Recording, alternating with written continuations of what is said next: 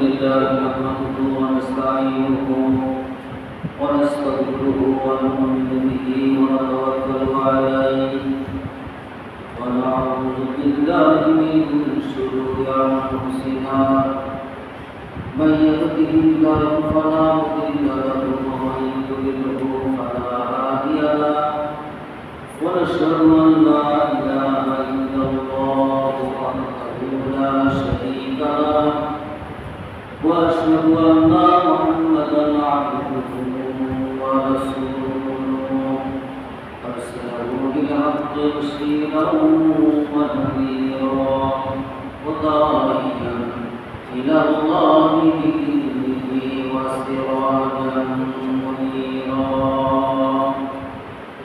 قال الله في كلامه المجيد والفرقان الحميد أعوذ بالله من الشيطان الرجيم بسم الله الرحمن الرحيم وقل جاء الحق وزهق الباطل إن الباطل كان زهوقا قال الله تعالى في شان حبيبه إن الله وملائكته يصلون على النبي يا أيها الذين آمنوا صلوا عليه وسلموا تسليما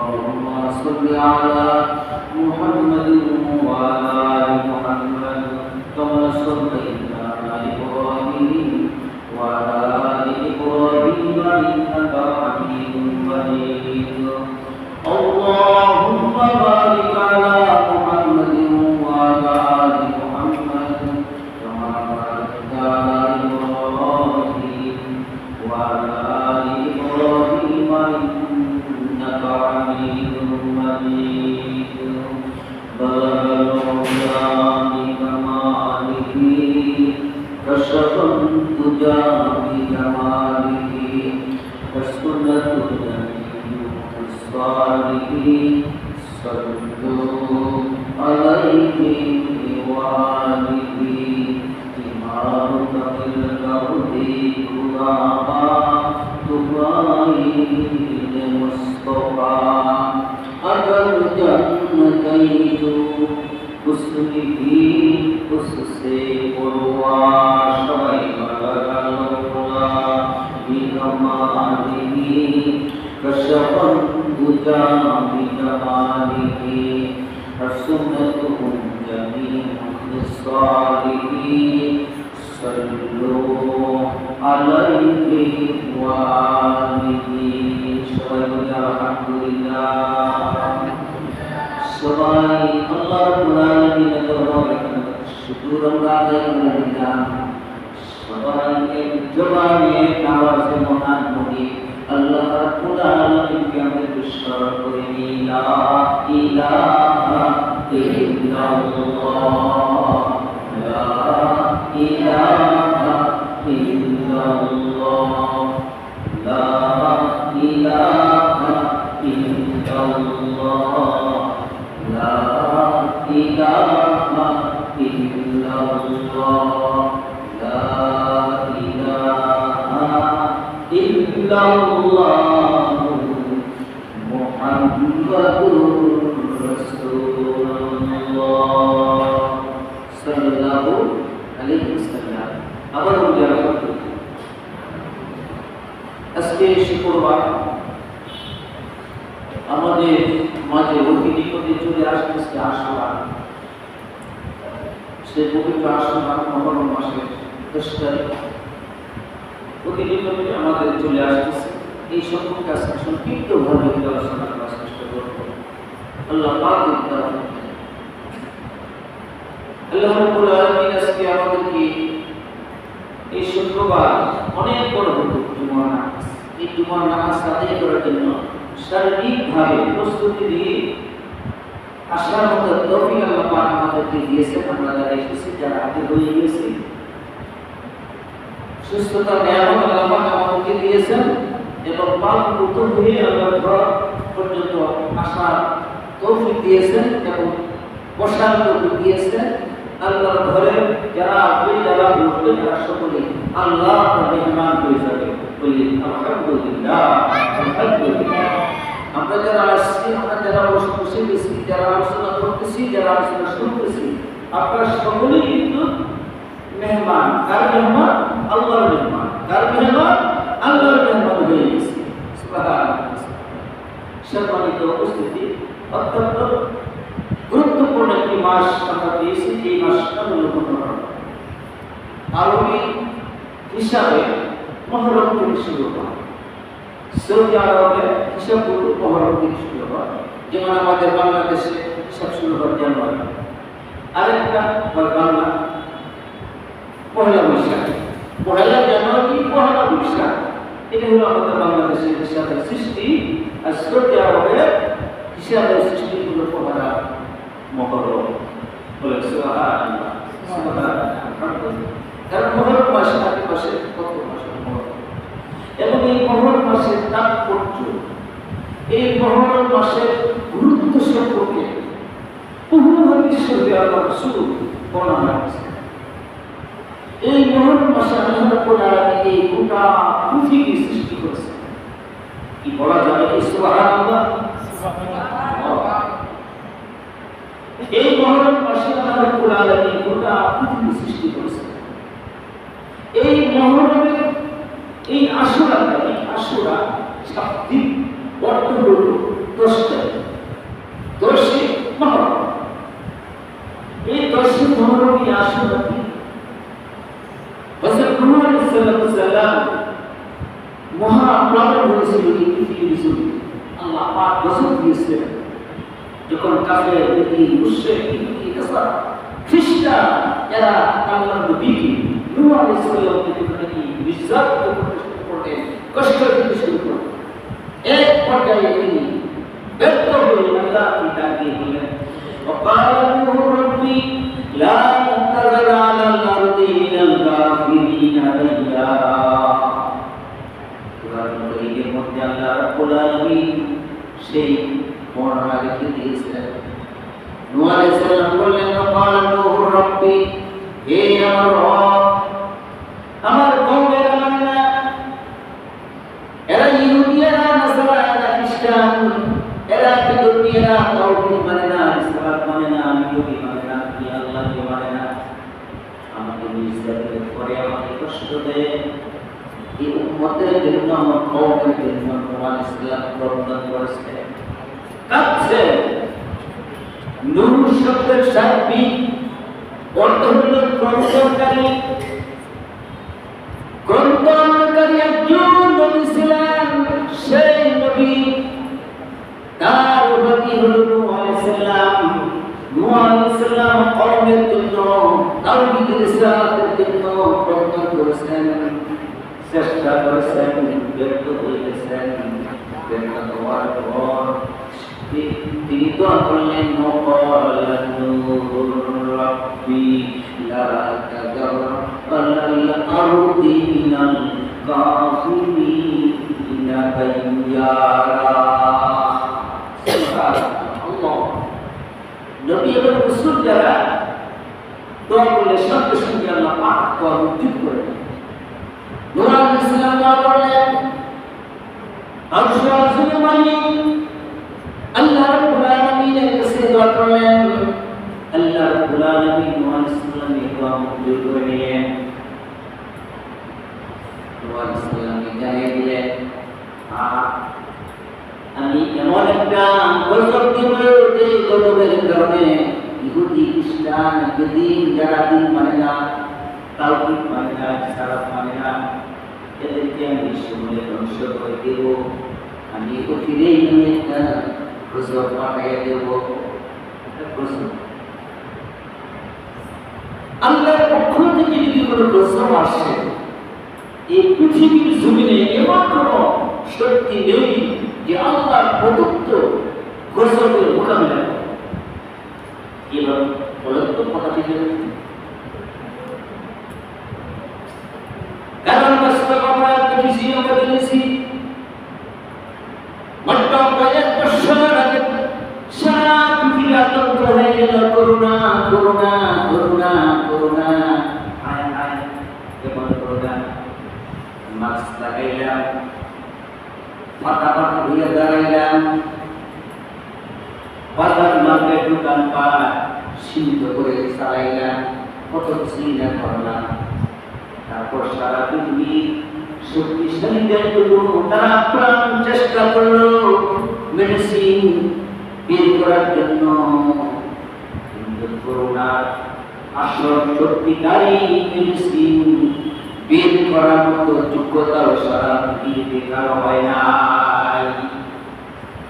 আমেরিকার থেকে তারা ল্যাবরেটরি থেকে যে তারা আবিষ্কার করেছে, তারা মেডিসিন তৈরি করেছে, তারপরে তারা বলেছে যে না, এটা আসলে সত্যিকারী, এইটা করোনা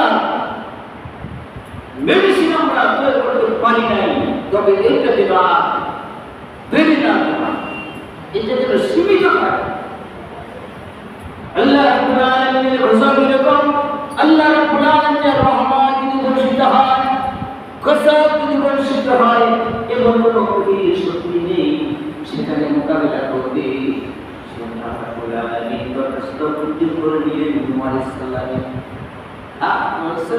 আপনি তৈরি হয়ে জিবরাইলকে পাঠাইলেন। জিবরাইল আমিন ফেরেশতার মধ্যে সবচেয়ে দামি একজন ফেরেশতা, তার নাম হলো রূহুল আমিন, অর্থাৎ জিবরাইল আলাইহিস সালাম। বলেন সুবহানাল্লাহ, সুবহানাল্লাহ। তার কাজ হলো নবী এবং রাসূলের কাছে আসা, বার্তা নিয়ে আসা। আল্লাহর কাছ থেকে নবী পর্যন্ত যে দায়িত্ব, আসমানি কিতাবগুলো আল্লাহ রাব্বুল আলামিন 104 সূরা নাযিল করেছেন, সূরা সূরা নবীদের উপর নাযিল করেছেন। একটা দিয়েছেন, দুইটা দিয়েছেন, 10টা সূরা নাযিল করেছেন। এগুলো সহিহ কিতাব, আসমানি কিতাব। শ্রেষ্ঠ কিতাব হলো 4টি, সর্বশ্রেষ্ঠ কিতাব হলো একটি, সেই কিতাবের নাম হলো আল কোরআন। সবাই বলি আলহামদুলিল্লাহ। শ্রেষ্ঠ কিতাব হলো আল কোরআন। যে শ্রেষ্ঠ কিতাব আল কোরআন লিখেছেন, সেই কোরআন আমাদের জন্য আল্লাহ পাক নির্ধারিত করে দিয়েছেন, আমাদেরকে দান করেছেন। কত বড় নিয়ামত! আল্লাহ রাব্বুল আলামিন জিবরাইলের মাধ্যমে পাঠিয়ে দিলেন, হে জিবরাইল তুমি যাও যাও, আমার নবী নূহ আলাইহিস সালাম দোয়া করেছেন, আমি আল্লাহ পাক মঞ্জুর করেছি, কবুল করে দিয়েছি।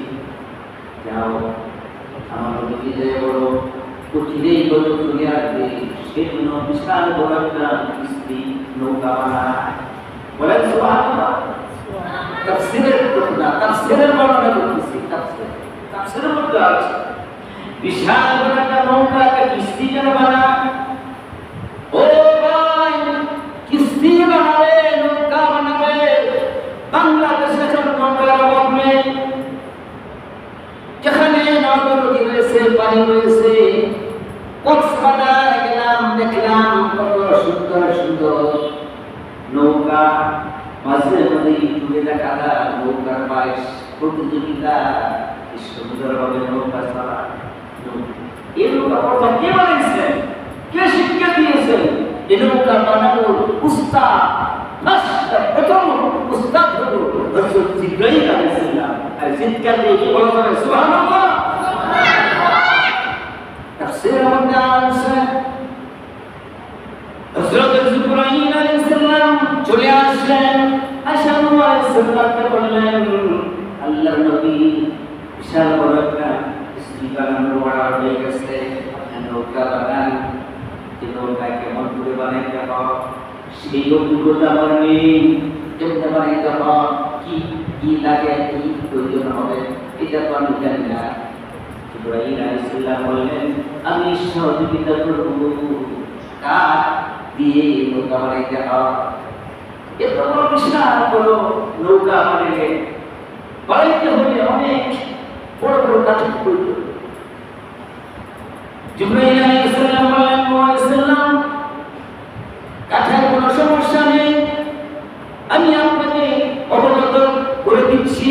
ওই সাগরে নিচে বিশাল বড় একটা কাঠ রয়েছে, ওই কাঠটা যদি আপনি আনতে পারেন, ওই একটা কাঠেই সমস্ত নৌকার যা কিছু প্রয়োজন সব মিলে যাবে।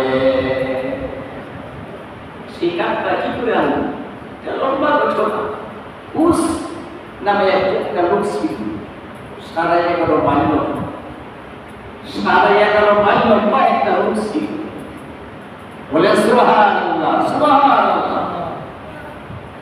11.5 মাইল লম্বা করে আমাদের এই গাজীপুর বাজার কেন্দ্রীয় মসজিদ থেকে শুরু করে মাওলানা চৌরাস্তা কি হচ্ছে 10 কিলো, আরো 11.5 মাইল লম্বা করে দেখা এই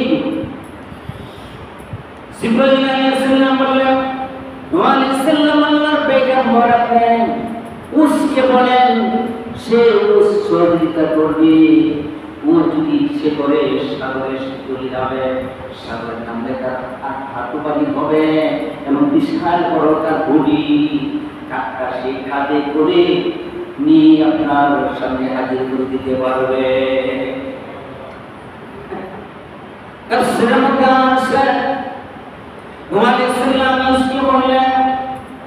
আমার একটা কাজ করে দিতে হবে।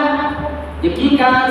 ওই সাগরের তলদেশে একটা বিশাল বড় একটা গাছ রয়েছে, গাছটা আনতে হবে, আমি নৌকা বানাবো, কিস্তি বানাবো। বললেন, হ্যাঁ আমি দিতে পারবো, তুমি আমাকে কি করবে? কিছু তো বিনিময় দিতে হবে, কিছু পরোপকার দিতে হবে। আল্লাহ রাব্বুল আলামিন বললেন যে তুমি কি চাও? এটি হলো আপনি আল্লাহর পাঠানো পয়গম্বর নবী নূহ আলাইহিস সালাম, আপনি কওমদেরকে আপনি দাওয়াত দেন, তাওহীদ রিসালাতের দাওয়াত দেন। আপনাকে আমি মহব্বত করি, ভালোবাসি। নবী এবং রাসূল যারা, আল্লাহ ওলি যারা, এদেরকে কিন্তু প্রকৃতির মানুষে ভালোবাসে, মহব্বত করে, বিশ্বাস করে, শ্রদ্ধা করে। এটা একটা ঈমান। তাই এটা একটা ঈমানের একটা অংশ। আলেমদেরকে ভালোবাসবেন, ওলিদেরকে ভালোবাসবেন, আল্লাহ ওয়ালাদেরকে ভালোবাসবেন, নামাজীদেরকে ভালোবাসবেন, তাওহীদ রিসালাতের ভিতরে যারা চলে এদেরকে মহব্বত করবেন। নামটা সব পাওয়া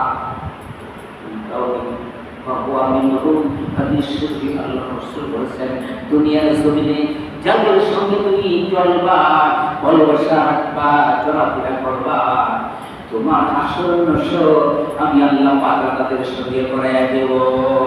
বলেন সুবহানাল্লাহ, সুবহানাল্লাহ। ভাইরা আমার, বন্ধুরা আমার, এবার প্রথমত শুরু হয়ে গেল কিনা আমি বিশ্বাস করি অন্তর দিয়ে আপনি নূহ আলাইহিস সালামকে আমি ভালোবাসি, কোনো কিছুই বিনিময় লাগবে না। তবে আমাকে একটু নাস্তার ব্যবস্থা করবেন, নাস্তার ব্যবস্থা করবেন, টিফিনের ব্যবস্থা করবেন। আচ্ছা, তোমার নাস্তা খাওয়াতে কি লাগবে? তখন বললেন, আমি যদি একবেলা যদি নাস্তা করি 11.5 মাইল লম্বা, যদি তার বডি হয়, তার পেটটা কত বড় হতে পারে, কত কিলো হতে পারে। এবার নূহ আলাইহিস সালামকে বললেন, আমি যদি নাস্তা করি তাহলে 12 মণ গমের আটার রুটি এক বেলা নাস্তার প্রয়োজন হয়। 12 মণ আটার রুটি বানালে এই রুটি খাইলে মোটামুটি আমার কি দিন। নূহ আলাইহিস সালাম আয়েশা বলেন, আয়হা যাও, আল্লাহু আলাম, ইনশাআল্লাহ যাও, ওস তুমি যাও, তোমার কথা আমি বুঝতে করলাম, তোমার এত টিফিনের ব্যবস্থা আমি নূহ আলাইহিস সালামের পক্ষ থেকে আমি করে দেব। বলেন সুবহানাল্লাহ, সুবহানাল্লাহ। কিন্তু কথা বলার পরে ইনশাআল্লাহ বলছি, ইনশাআল্লাহ। আজকে আমরা শিক্ষা নেই, ওই ভাই আমরা সবাই শিক্ষা নেই। আমরা যখন কোনো কথা বলবো, হ্যাঁ আমি যাব, একদিনে দাওয়াত করবো, আমার বাড়ি আসবে। আমি বললাম হ্যাঁ যাবো। এ পর্যন্ত না, যাবো ইনশাআল্লাহ, টাকা দেবো ইনশাআল্লাহ, আগামীকাল আসবো ইনশাআল্লাহ। মনে থাকবো তো? ইনশাআল্লাহ ইনশাআল্লাহ ওয়াজিব করি, কয়েক শুক্রবার চলে যাবে। মুসা আলাইহিস সালাম একটা কথা করতে, মুসা আলাইহিস সালাম তো আল্লাহর সঙ্গে সবচেয়ে বেশি কথা বলেন।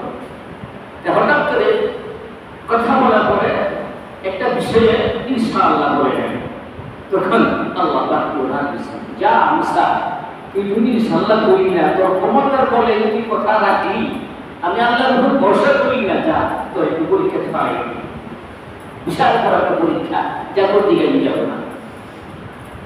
এবার চলে গেলেন, সেই সাগরের মধ্যে চলে গেলেন, সাগরের মধ্যে নেমে গেলেন, মাত্র হাত পর্যন্ত, মাত্র হাত পর্যন্ত। হাঁটু মাটিটা আমরা অনুমান যদি বলি, তাহলে এখান থেকে যদি হয় তাহলে মেডিকেল মোড় পর্যন্ত, মেডিকেল মোড় এখান থেকে তার পা এবং মেডিকেল মোড় ওখানে তার হাত, এই পর্যন্ত। তাফসীরের মধ্যে আছে, কিতাবের মধ্যে আছে, নূহ আলাইহিস সালামের কথা রক্ষা করার জন্য সাগরে নেমে গেছেন। সাগরে নেমে বড় বড় তিমি মাছগুলো, যে বড় বড় তিমি মাছগুলো বিশাল বড় জাহাজ এরকম ভাবে আটকে পড়া, সাগরকে গরম করে ফেলে তিমি মাছ, বিশাল বড় শক্তিশালী মাছ, এটাদের মধ্যে আসছে, সাগরের মধ্যে নেমে সে বড় বড় তিমি মাছগুলো ধরে এরকম ভাবে সূর্যের মধ্যে তাপ দিয়ে দিয়ে সে মাছ খাবার শুরু করে দিয়েছে। সুবহানাল্লাহ, সুবহানাল্লাহ। মাছের উপরে ধরে আর সূর্যের মধ্যে তাপ দিয়ে সে খায়। এই আজীব দৃশ্য দেখে মানুষ আশ্চর্য। তাফসীরের মধ্যে আছে, কিতাবের মধ্যে আছে, নূহ আলাইহিস সালাম এর কথা রাখতে গিয়ে সে কাঁটা বহন করে কাঁটার মধ্যে তুলে নিলেন, কাঁটা এনে নূহ আলাইহিস সালামের বাসার সামনে ফেলে দিলেন। এবার নূহ আলাইহিস সালাম কথা এবং কাজ মিল রাখার জন্য নাস্তা, ওই যে আজকে কথা ছিল টিভি করা ইনশাআল্লাহ। এবার নূহ আলাইহিস সালামের বিবি, একজন নবী যেমন নবীদের বিবিরাও যেমন তাদের সন্তানরাও যেমন একমাত্র তাওয়াক্কুল আলাল্লাহ, একমাত্র তাওয়াক্কুল করে থাকেন, আওসাল মালিক আমার আল্লাহর কাছে। বিবিকে বললেন, বিবি রুটি বানাও, কতটুকু টাকা, কয়টা, কমপক্ষে আপাতত 5টা রুটি বানাও, 5টা রুটি বানাও। দেখেন, যেখানে 12 মণ আটা রুটি তার টিফিন লাগে, এখানে মাত্র নবীর ঘরে ওই চুলোর মধ্যে মাত্র 5টা রুটি তৈরি করছে। 5টা রুটি তৈরি করলেন। এবার টিফিন করার জন্য বলবেন, বসার কোনো জায়গা নেই, কারণ নবী যারা, রাসূল যারা, তাদের বাসা আপনার বাসা নেই, বিশাল বড় বাড়ি নেই, এত বড় জায়গা সম্পত্তি তাদের নেই, এত বড় মাঠ পাশে নেই, কোথায় বসবে, কোথায় বসার ব্যবস্থা করে বসে জায়গা নাই। প্রথমে বিশাল বড় একটা মাঠ, সারা দিলে ওই তো দেখা যায় বিশাল বড় একটা মাঠ, ওই মাঠের মধ্যে তুমি বসে যাও। এখানে বসে গেলেন। এবার গ্লাস নিলেন, এক জগের মধ্যে পানি নিলেন, যেমন যদি মেহমান বসায় আসে বাংলা করে বসার ব্যবস্থা করে দিই, দিনের ব্যবস্থা করে দিই। আমার ভাইয়ের বাসায় গেছে, ভাই স্কুল দিয়েছে, গ্লাসটা পানি দিয়েছে, টেবিলের উপর রেখে দিয়েছে। এরকম নূহ আলাইহিস সালাম আল্লাহর পয়গম্বর এক হাতে জগ, এক হাতে গ্লাস, আর এক প্লেটের মধ্যে 5টা রুটি নিয়ে খাবারে হেঁটে হেঁটে যায়। এই দৃশ্য দেখে এক মুস্কি হাসা দিচ্ছে, হ্যাঁ দেখি আসলে এটা তো কেমন একটা বিষয়, হাসা দিচ্ছে। তখন নূহ আলাইহিস সালাম সে সরাসরি চলে গেছেন, উসকে ডেকে বলেন, আখি ভাই, এই তো তোমার টিফিনে চলে আসছি, তুমি উঠো বসো, তবে একটা কাজ করতে হবে, আমার যদি তুমি ভালোবাসো আমার একটা কথা মানতে হবে। কি আল্লাহ পেগম্বর বড়, তুমি খানা শুরু করে বলতে হবে বিসমিল্লাহ, সবাই বলে বিসমিল্লাহির রহমানির রহিম, সবাই বলে সুবহানাল্লাহ। এবার নূহ আলাইহিস সালাম শিক্ষা দিলেন, তুমি খানার শুরুতে তুমি বিসমিল্লাহ বলে তুমি খানা খাইবা। এবার কি করলেন, বিসমিল্লাহ বলে খানা শুরু করে দিলেন। একটা রুটি খাইলেন, আরেকটা রুটি খাইলেন, কিভাবে উঠতে আসছে, তিনটা রুটি খাওয়ার পর এবার থেকে বললেন, আল্লাহ পেগম্বর নূহ আলাইহিস সালাম আমার এত সুন্দর পেট ভরে আজ পর্যন্ত কেউ আমাকে খানা খাওয়াইতে পারে নাই, আমি কৃতজ্ঞ, আমি শুকরিয়া আদায় করলাম তোমার কাছে এবং তোমার রবের নিকট আমি কৃতজ্ঞতা প্রকাশ করে নিলাম। বলে সুবহানাল্লাহ, সুবহানাল্লাহ। আলোচনা লম্বা হয়ে গেল, আলোচনার সামনে আমি হয়ে গেছে, আমার সময় শেষ হয়ে গেছে। আসল বিষয় হলো আমি আলোচনা প্রেক্ষাপট নিয়ে আসছিলাম যে মহরম, মহরম না আশুরা, আশুরা মানে শাব্দিক অর্থ হলো 10 তারিখ, মহরমের 10 তারিখ হলো আশুরা। এই নূহ আলাইহিস সালামের মহাপ্রাণ, ইউনূস আলাইহিস সালাম সেই বিপদ, আদম আলাইহিস সালামের সৃষ্টি, সমস্ত সৃষ্টি বড় বড় যে সমস্ত ঘটনাগুলো, সমস্ত ঘটনাগুলো এই আশুরার ওই দিন আমার ঘটে গেছে। বলে সুবহানাল্লাহ। এবং সর্বশেষ একটা ঘটনা, ইমাম হুসাইন রাদিয়াল্লাহু তাআলা আনহু দাউদ রাসূল দাউদ যার আলোচনা শুনলেন চোখে পানি আসে, এমন ভাবে নির্মূল ভাবে হত্যা করলেন, শাহাদাতের পেয়ালা পান করিয়া দুনিয়া থেকে বিদায় দিলেন। ওই দিনটাও ছিল মহরম, আশুরা।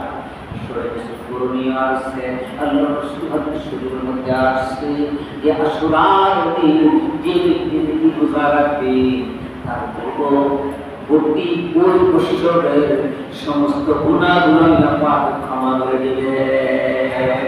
সুবহানাল্লাহ। এই আশুরার রোজা এই পূর্বে ছিল ফরজ, প্রত্যেক নবীদের যুগে এই রোজা ছিল ফরজ। আর রমজান মাস যখন এই নিয়ামত আমরা প্রাপ্ত হয়ে গেলাম, নাজিল হয়ে গেল, রমজান মাস শুরু হয়ে গেল, তখন সেই মুহররম মাস সেই আশুরা রোজা আর ফরজ নেই, সেটা মুস্তাহাব চলে আসছে। সম্মানিত উপস্থিতি, আল্লাহ রাসূল মদিনাতুল মুনাওয়ারা এই বয়ানখানে কি করলেন, তখন দেখেন যে ইহুদি নাসারা এরা রোজা রাখা শুরু করলো, দলে রোজা রাখতেছে। জিজ্ঞেস করলেন ইহুদি খ্রিস্টান, ও ভাই আপনারা রোজা রাখেন কেন? যে বনি ইসরাঈলের সময় বিশাল বড় একটা ঘটনা হয়েছিল, কিন্তু সেই ঘটনা আকাশের মালিক, জমিনের মালিক, এই তারিখে আশুরার তারিখে আশুরার ওসিলা আল্লাহ পাক তাদেরকে ক্ষমা করে দিয়েছিলেন, সেই জন্য আমরা রোজা রাখি। অথচ মুসলমান না, এরা খ্রিস্টান, এরা ইহুদি। আল্লাহ রাসূল বলেন, হে আমার সাহাবীরা, তোমরা একটা কাজ করো, ইহুদি যা করবে, খ্রিস্টান যা করবে, নাসারা যা করবে, এটা আমরা মুসলমানরা কোনোদিন আমরা করতে পারি না। তোমরা একটা কাজ করো, আশুরা 10 তারিখ তোমরা রোজা রাখো, এর আগে একটা মিলাও, এর আগে একটা করো, অথবা পরে একটা করো, আমরা 2টা রোজা করব। এই জন্য আল্লাহ রাসূল বলেছেন, আশুরার 2টা রোজা যদি কেউ রাখে, তাহলে তার পূর্ববর্তী ওই বছরের সর্বপ্রকার গুনাহগুলো আমার আল্লাহ পাক ক্ষমা করে দেবেন। ইনশাআল্লাহ আমরা চেষ্টা করব, এটা মুসলিম, এটা ফরজটা না রাখলে পাপ হবে না, যদি রাখেন আপনি সব দিকে হয়ে যাবেন। আল্লাহ রাব্বুল আলামিন আমাদেরকে এই মুহররম মাস সে কিছু আমল করার তৌফিক আল্লাহ আমাদের সকলকে দান করুন। সবাই বলুন আমিন। ওয়া আখিরু দাওয়ানা আলহামদুলিল্লাহি রাব্বিল আলামিন।